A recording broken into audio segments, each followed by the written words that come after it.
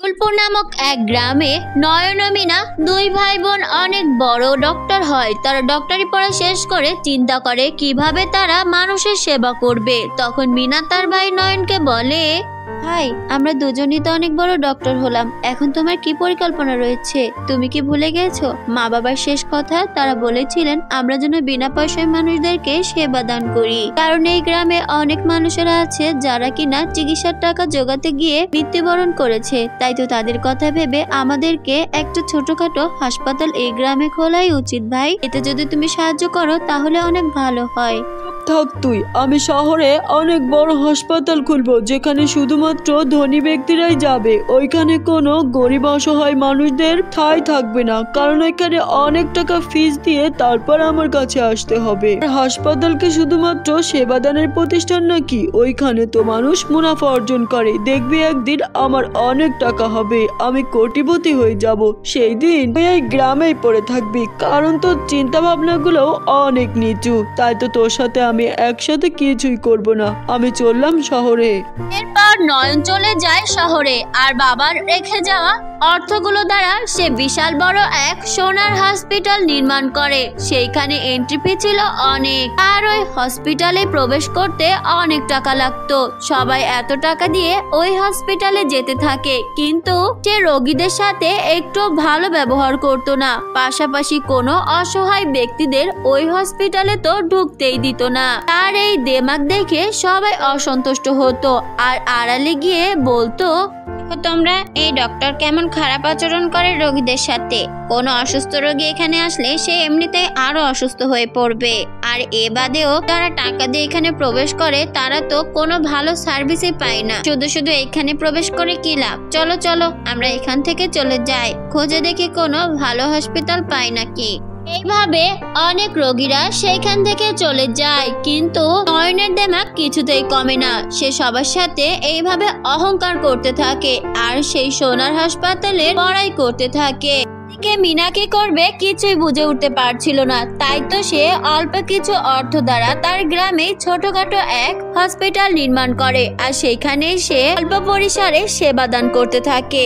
তার সযত্নে রোগীদের মন এমনি ভালো হয়ে ওঠে। রোগীরা এত যত্ন আর ভালোবাসা পেয়ে অনেক খুশি হয়। এভাবেই তার রোগীরা বাড়তেই থাকে। আর যখন ধনী গরিব সবাই ওই হসপিটালে আসতে থাকে তখন সবাই মিনার অনেক প্রশংসা করে আর অনেক খুশি হয়ে মিনাকে অর্থ দিতে থাকে। মিনার দিন দিন রোগী বাড়তেই থাকে। এই ঘটনা তার ভাই জানার পর হিংসায় ফুলতে থাকে। আরে বুঝতে পারছি না আমি, আমার এত সুন্দর চকচক করতে থাকা সোনার হসপিটালে কেউ আসছে না কেন? এত রোগী সব ওই মিনার সাধারণ ছোটখাটো গ্রামের কুড়ে ঘরের মতো হসপিটালে কেন যাচ্ছে? কি আছে ওই হসপিটালে? আমাকে বিষয়টা দেখতেই হচ্ছে, তারপর সুযোগ বুঝে আমি পদক্ষেপ গ্রহণ করব। দেখি কিভাবে চালাই ও ছোটখাটো ওই হসপিটাল। এইসব কথা ভেবে নয়ন মিনার ওই ছোটখাটো হসপিটালে প্রবেশ করে আর দেখে সেইখানে চারিদিকে শুধু রোগী আর রোগী। আর মিনা ও তার নার্সগুলোরা সবাই একসাথে মিলেমিশে যত্ন সহকারে রোগী দেখছে। এটা দেখে তার তো রাগ আরো বেড়ে যায়। সে মিনাকে গিয়ে বলে, বন্ধুরা, আমাদের আজকের এই গল্পটি তোমাদের কাছে কেমন লাগছে? যদি ভালো লেগে থাকে তাহলে কমেন্ট বক্সে তোমাদের নাম বলে যাও, পরবর্তী গল্পে তোমাদের নাম ব্যবহার করা হবে। আরে মিনা, তুই কি আমার হসপিটাল খুলেছিস তাই দেখতে এলাম আমি। আচ্ছা, তুই রোগীদেরকে কি কোনো মঞ্চ শেখাস নাকি? তোর এই ভাঙাচোরা ছোটখাটো হসপিটালে এত রোগী, সেখানে আমার সোনার হসপিটালে কোনো রোগী নেই। আমি বসে বসে মাছি মারছি। আচ্ছা, এটা কিভাবে সম্ভব? ভাই, তুমি যেমনটা ভাবছো তেমনটা কিছুই নয়। আমি শুধু ভালোবেসে রোগীদেরকে সাহায্য করি। সেখানে সোনা বা রূপার কোনো হসপিটালই গুরুত্বপূর্ণ নয়, আসল তো মানুষের ব্যবহার। তুমি এত খারাপ ব্যবহার করলে তোমার কাছে রোগী আসবে কিভাবে? আচ্ছা, এখন আমার তোর থেকে ব্যবহার শিখতে হবে। দেখাচ্ছি মজা। কালকের মধ্যে আমি তোর 12টা বাজাবো। পর নয়ন চলে যায়। আর সেই দিন রাতে যখন হসপিটাল বন্ধ করে মিনা ও তার বাকি নার্সেরা চলে যায়, তখন সে চুপি চুপি ওই হসপিটালে প্রবেশ করে আর পুরো হসপিটালের জিনিসপাতি ভেঙে সেইখান থেকে চলে যায়। পরের দিন যখন সকাল সকাল মিনা তার হসপিটালে প্রবেশ করে, তখন সে দেখে তার পুরো হসপিটাল ভেঙে চুরমার হয়ে গেছে। এটা দেখে সে অনেক কষ্ট পায়, তাই তো সে কাঁদতে থাকে। হাই হাই, এ আমার কি সর্বনাশ হলো! আমার স্বপ্নের হসপিটাল এভাবে কে ভেঙে দিল? না না, এটা কিছুতেই হতে পারে না। এখন কি হবে? একটু পরে সব রোগীরা আসবে, আমি তাদের সেবা কিভাবে করব? যখন এইসব কথা ভাবছিল, তখনই তার কাছে অসুস্থ এক বৃদ্ধ বুড়ি আসে আর বলে, বেটি, এখানে নাকি বিনা পয়সায় চিকিৎসা করানো হয়। এই কথা শুনে আমি অনেক দূর থেকে এসেছি। আমি খুব অসুস্থ, আমার চিকিৎসার খুব প্রয়োজন। আরে বুড়িমা, আপনি এমন সময় এলেন, আমার এই পুরো হসপিটালটা ভেঙে গেছে। আপনি এই ভাঙাচোরা চেয়ারটাই একটু কষ্ট করে বসুন, আমি আপনার চিকিৎসার ব্যবস্থা করছি। আপনার কিছু হবে না, আপনার কোনো টাকাও চাই না। পর মিনা ওই বৃদ্ধ বুড়ির খুব যত্ন সহকারে চিকিৎসা করায়। বৃদ্ধ বুড়ি তখন বলে, জি, আমার খুব ভালো লাগছে তোমার এমন ভালোবাসা আর সযত্নে চিকিৎসায়। আমি খুব দ্রুতই সুস্থ হয়ে গেছি। দাঁড়াও, আমি তোমায় এই পানিটা দিচ্ছি, এটা রূপার পানি। এই পানি তোমার পুরো হসপিটালে ছিটিয়ে দাও, দেখবে কেমন চমৎকার ঘটে। এই কথা বলে বৃদ্ধ বুড়ি চলে যায়। তখন মিনা বৃদ্ধ বুড়ির দেওয়া সেই পানিটা পুরো হসপিটালে ছিটিয়ে দেয়। রূপার পানি ছোঁয়া পেতেই পুরো হসপিটালটি বিশাল বড় এক সুন্দর রূপার হসপিটালে পরিণত হয়ে যায়। এটা দেখে মিনা অবাক হয়ে যায়। এই ঘটনার পর থেকে মিনা তার হসপিটালে দিন দিন রোগীদের বাড়াতেই থাকে আর সেবা প্রদান করতে থাকে অনেক দূর দূর প্রান্ত থেকে আসা রোগীদের। এখন তার আর কোনো কিছুরই অভাব ছিল না। এদিকে তার ভাই নয়ন অহংকারের দেমাকের জন্য পুরো নিঃস্ব হয়ে যায়। সে হতাশ হয়ে তার বাড়িতে আসে আর এসেই তার বোনকে সব ঘটনা খুলে বলে। তখন তার বোন তাকে সান্ত্বনা দেয় আর নিজের ওই রূপার হসপিটালে নিয়ে যায়। ছোট্ট বন্ধুরা, আমাদের আজকের এই গল্পটি তোমাদের কাছে কেমন লেগেছে? যদি ভালো লেগে থাকে তাহলে এখনই একটা লাইক দিয়ে আমাদের চ্যানেলটিকে সাবস্ক্রাইব করে দাও। দেখা হচ্ছে পরের কোনো নতুন ভিডিও নিয়ে। ততক্ষণ ভালো থেকো বন্ধুরা, ধন্যবাদ। আমার নাতনিটা এখানে বসে কি করছে? দেখো দাদু, আমি কি বানিয়েছি। আরে বাহ, এটা তো খুব সুন্দর। কিন্তু এটা কি রে দাদু ভাই? দাদু, এটা একটা নতুন ডিজাইন। এটা তুমি থ্রি পিসের উপরেও বসাতে পারবে, আবার শাড়ির উপরেও বসাতে পারবে। তাহলে আমার নাতনি তো সেটা হয়ে গিয়েছে। ওই যে কি যেন বলে, ফ্যাশন ডিজাস্টার। ওইটা ফ্যাশন ডিজাস্টার না, ফ্যাশন ডিজাইনার হবে দাদু। রুমার এই কথা শুনে তার দাদি হাসতে থাকে। রুমার বাবা গ্রামের একজন ছোট কৃষক ছিল। তার কাছে চাষাবাদ করার জন্য এত জায়গা জমিন ছিল না, যার কারণে তার পারিবারিক অবস্থাও এতটা ভালো ছিল না। প্রায় সময় তাদের সংসারে অভাব লেগেই থাকতো। রুমা তার মা বাবার একমাত্র মেয়ে ছিল। ওফ, সারাদিন শুধু এগুলো নিয়েই বসে থাকিস, তোর কি আর কোনো কাজ নেই? এই তো মা, হয়ে গিয়েছে, আর একটু বাকি। এই কথা তো তুই 1 ঘন্টা ধরে বলছিস। এখন উঠ এখান থেকে, পড়তে বস। আচ্ছা বসবো, কিন্তু মা, বাবা কোথায়? সকাল থেকে তো বাবাকে দেখতে পাচ্ছি না। সে শহরে গিয়েছে। রাতে যখন রুমার বাবা শহর থেকে ফিরে আসে, তখন দেখে রুমা তার জন্য অপেক্ষা করছে। আরে আমার বাচ্চা, তুমি এখনো ঘুমাওনি? তুমি শহরে গেলে আমি খুব ঘুমিয়ে থাকি। এখন বলো, আমার জন্য শহর থেকে কি এনেছো? আমি তো ভেবেছিলাম তুই আমার চিন্তায় ঘুমাস না, এখন দেখি শহর থেকে কি আনবো সেই চিন্তায় ঘুমাস না।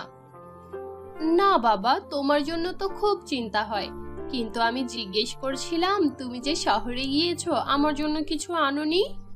হ্যাঁ হ্যাঁ, এনেছি, সবার জন্য এনেছি। দেখ, তোর মার জন্য এই সুন্দর শাড়িটা এনেছি। আর তোর জন্য কি এনেছি বলতো? বন্ধুরা, তোমরা তোমাদের নাম কমেন্ট বক্সে কমেন্ট করে জানাও, কারণ তোমাদের নাম দিয়েই তৈরি হবে আমাদের পরবর্তী কার্টুন ভিডিও। এই নাও। এই কথা বলে রুমার বাবা রুমাকে একটা রঙের ডিব্বা গিফট করে, আর রুমা খুশিতে নেচে ওঠে। ইয়ে, এটা আমার অনেক পছন্দ হয়েছে বাবা। তুমি কিভাবে জানলে আমার এটা লাগবে? আমি সব জানি। রুমার ছোটবেলা থেকেই আঁকাআঁকির প্রতি এক অন্য রকমের ডেডিকেশন ছিল। সে যখন ছোট ছিল সে তখন অনেক ড্রয়িং করত, আর তার আঁকা ছবি সবারই খুব পছন্দ হতো। তো এইভাবেই রুমার দিন কাটতে থাকে। রুমা আস্তে আস্তে অনেক বড় হয়ে যায়। কিছুদিনের মধ্যেই রুমার বাবা রুমাকে অনেক বড় একটা কলেজে ভর্তি করিয়ে দেয়। রুমা সেখানে থেকেই ফ্যাশন ডিজাইনিং নিয়ে পড়ালেখা করতে থাকে। একদিন সকালে, হ্যালো মা, কাল থেকে তো কলেজে পুজোর বন্ধ শুরু। আমি কালকে সকালেই বাড়ি চলে আসব। সত্যি বলছিস মা? তুই কালকে সকালেই বাড়ি আসবি? ঠিক আছে, সাবধানে আসিস। আমি তোর পছন্দের সব খাবার রান্না করে রাখবো। পরের দিন সকালে রুমা তাদের গ্রামে ফিরে যায়। ওগো, শুনছো? দেখো দেখো, তোমার মেয়ে চলে এসেছে। আরে বাহ, আমার মেয়েটা চলে এসেছে। আমার মেয়েটা কেমন আছে? আমি খুব ভালো আছি বাবা, তোমরা কেমন আছো? আমরাও খুব ভালো আছি। আচ্ছা মা, আমাকে একটা কথা বলতো, ওই হসপিটালের লোকেরা কি তোকে কিছু খেতে দেয় না? এত শুকিয়েছিস কেন? আরে মা, হসপিটাল হবে না, হোস্টেল হবে। হ্যাঁ, সেখানের খাবার দাবার তো খুবই ভালো। আমি তো অনেক খাই, কিন্তু মোটা হই না। রুমা গ্রামে আসায় তার মা বাবা অনেক খুশি ছিল। তারা তিনজন বসে অনেক গল্প করে। রাতের খাওয়া দাওয়া শেষে তারা তিনজন একই রুমে ঘুমিয়ে পড়ে।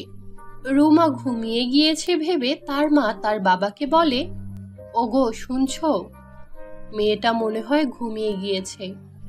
হ্যাঁ, এত রাস্তা জার্নি করে এসেছে, ঘুমিয়ে তো পড়বেই। আচ্ছা, আমি বলছিলাম কি, পরশুদিনই মনে হয় ও হোস্টেলে ফিরে যাবে। তো আপনার কাছে কলেজের ফিস চাইবে। আপনার কাছে টাকা পয়সা আছে তো নাকি? হ্যাঁ হ্যাঁ, আমি জানি। আমি জমিদারের কাছ থেকে 10,000 টাকা ধার চেয়েছি। কাল সকালেই গিয়ে নিয়ে আসব। ঠিক আছে, কিন্তু খেয়াল রাখবেন যেন মেয়েটা এই ব্যাপারে কিছু না বুঝতে পারে। জানতে পেরে গেলেই শুধু শুধু দুশ্চিন্তা করবে। ঠিক আছে, এখন ঘুমিয়ে পড়ো। কিন্তু রুমা তখন ঘুমায়নি। রুমা তার মা বাবার সব কথা শুনে ফেলে। তার মা বাবার কথা শুনে সে খুবই কষ্ট পায়, আর মনে মনে ভাবতে থাকে তার মা বাবা তার জন্য কতটাই না কষ্ট করে। সে সিদ্ধান্ত নেয় তার পরিবারকে এই হতদরিদ্র জীবন থেকে দূরে নিয়ে আসবে, আর তাদের অনেক সুন্দর একটা জীবন উপহার দেবে। সকালে যখন রুমার বাবা জমিদারের কাছে যাচ্ছিল, তখন রুমাও তার বাবার পিছু নেয়। রুমার বাবা জমিদার মশাইয়ের সামনে গিয়ে হাত জোড় করে দাঁড়িয়ে পড়ে, আর রুমা একটা গাছের পেছনে দাঁড়িয়ে সবকিছু দেখতে থাকে। কেমন আছেন জমিদার মশাই? আরে, আমি তো ভালো আছি। তুই কেমন আছিস? ভালোই আছি, কিন্তু কাল যে আমি আপনাকে বলেছিলাম আমার কিছু টাকা দরকার। আরে ভাই, আমার মনে আছে, কিন্তু তুই আমাকে একটা কথা বল। যখন তোর সামর্থ্যই নেই তখন তোর মেয়েকে কেন এত বড় কলেজে ভর্তি করিয়েছিস? যখন তখন তোর মেয়ের জন্য আমার কাছে এসে হাত পাতিস। মালিক, আপনারাই তো শেষ ভরসা। শহরে পড়তে পাঠিয়েছি, আশা করি আমার মেয়ে একদিন অনেক বড় হবে। আচ্ছা, মানলাম তোর মেয়ে একদিন অনেক বড় হবে, তো বড় হয়ে কি হবে? সেই তো নিজের শ্বশুর বাড়িতে গিয়েই করে খাওয়াবে, তোকে তো দেখবে না। হা হা হা, তুই কত বোকা রে। জমিদারের কথা শুনে রুমার প্রচুর রাগ হয়। তার বাবার জন্য খুবই খারাপ লাগতে থাকে। সে সিদ্ধান্ত নেয় এখন থেকে সে অনেক পরিশ্রম করবে। পরের দিন সকালে রুমা তার বাবার কাছ থেকে টাকা নিয়ে শহরে ফিরে যায়। তারপর থেকে সে অনেক পরিশ্রম করতে শুরু করে, প্রচুর পড়ালেখা করে। কিছুদিন পর সে শহরের একটা বুটিকে পার্ট টাইম জব করতে শুরু করে, আর সেখানেই সে ডিজাইনার লেহেঙ্গা বানানো শিখতে থাকে। সময়ের সাথে সাথে সে এই কাজে অনেকটা দক্ষ হয়ে ওঠে। তারপর একদিন তার বুটিকে একটা মহিলা আসে আর সবাইকে বলে, শোনো তোমরা সবাই, আমাদের শহরের এটিএম কোম্পানি একটা ফ্যাশন ডিজাইনার শো লঞ্চ করছে। সেই শোর মেন থিম হচ্ছে ন্যাচারাল। তো তোমরা সবাই যদি পার্টিসিপেট করতে চাও তাহলে ফর্ম ফিল আপ করে আজই জমা দিয়ে দাও। এই শোতে যে জিতবে তাকে 1 কোটি টাকা দেওয়া হবে আর সেই সাথে চাকরিও দেওয়া হবে। তো এই সুযোগ হাতছাড়া তো করা যায় না, তাই তো? জি ম্যাডাম, আমরা সবাই এই অনুষ্ঠানে অংশগ্রহণ করব। বলে তো দিলাম পার্টিসিপেট করব, কিন্তু সেখানে তো বলা হয়েছে ড্রেসেস ইন্সপায়ার বাই নেচার। এখন আমি নেচার থেকে কি বানাবো? আমাকে ইউনিক কিছু বানাতে হবে যেটা আজ পর্যন্ত কেউ করেনি, আর সেটা দেখতে সুন্দরও হতে হবে। রুমা যখন এই সব কথা বলছিল তখনই তার মা কল করে। কিরে মা, কেমন আছিস তুই? আমি ভালো আছি মা, তোমরা কি করছো? আমি আর তোর বাবা তো হাটে এসেছি। এবার সবুজ পাতার সবজিগুলোর বেশ ভালো ফলন হয়েছে, সেগুলোই বিক্রি করতে এসেছি। তুই টাকা পয়সার চিন্তা করিস না, ঠিক আছে? তোর যখনই টাকা লাগবে আমরা তোকে পাঠিয়ে দেব। 1 মিনিট মা, তুমি একটু আগে যেন কি বলেছিলে? সবুজ পাতার তাজা সবজি? আরে বাহ, তুমি তো আমাকে অনেক সুন্দর একটা আইডিয়া দিয়েছো। থ্যাংক ইউ মা। হ্যাঁ, কি আবার করলাম আমি? যা করেছেন করেছেন, এখন বাদ দেন। আমি তোমাকে কালকে ফোন দেব, ঠিক আছে? আচ্ছা ঠিক আছে। মায়ের সাথে কথা বলা শেষ করে রুমা তৎক্ষণাৎ বাজারে যায় আর অনেকগুলো সবজি কিনে নিয়ে আসে। তার 2 দিন পর ফ্যাশন শো অনুষ্ঠিত হয়। এখন আমাদের মাঝে আসছে রুমা। সে শুধু একজন মডেলই নয়, সে কিন্তু তার ড্রেসের ডিজাইনারও বটে। So please welcome Ruma. হোস্টের কথা শেষ হওয়া মাত্রই সবাই রুমার দিকে তাকায়। তার পুরো ড্রেসে সবুজ পাতা লাগানো ছিল। ওই ড্রেসটা পরার কারণে রুমাকে দেখতে অনেক বেশি সুন্দর লাগছিল। সবার কাছেই রুমার ড্রেসটা অনেক ভালো লাগে, আর সেই কম্পিটিশনের বিজয়ী রুমাই হয়। রুমা সেই 1 কোটি টাকা পেয়ে অনেক খুশি হয়। সন্ধ্যায় সেই ফ্যাশন শোর একটা পার্টিতে যাওয়ার পরে, হাই রুমা। হাই, কিন্তু আপনাকে তো চিনতে পারলাম না। আমি একজন প্রফেশনাল কস্টিউম ডিজাইনার। তোমার ড্রেসটা আমার খুব ভালো লেগেছে। কিছুদিন পরেই আমাদের কোম্পানি থেকে একটা মুভি লঞ্চ করা হবে। আমি চাই সেই মুভির সবগুলো ড্রেস তুমি ডিজাইন করবে। তুমি কি ফ্রি আছো? আর তুমি কি এই কাজটা করতে পারবে? হ্যাঁ হ্যাঁ, আমি অবশ্যই করতে পারবো। ওহ, দ্যাটস রিয়েলি গ্রেট। তাহলে এই নাও অ্যাডভান্স। কালকেই আমার অফিসে চলে এসো, কেমন? জি ধন্যবাদ ম্যাডাম। তারপর রুমা সেই অফিসে জব করতে শুরু করে। সেইখানে কাজ করে রুমা অনেক টাকা পায়, আর সেই টাকা দিয়ে তার মা বাবাকে শহরে নিয়ে আসে। কিছুদিনের মধ্যেই তারা অনেক বড় একটা বাড়ি কিনে ফেলে, আর সেই বাড়িতে সুখে শান্তিতে জীবন কাটাতে থাকে।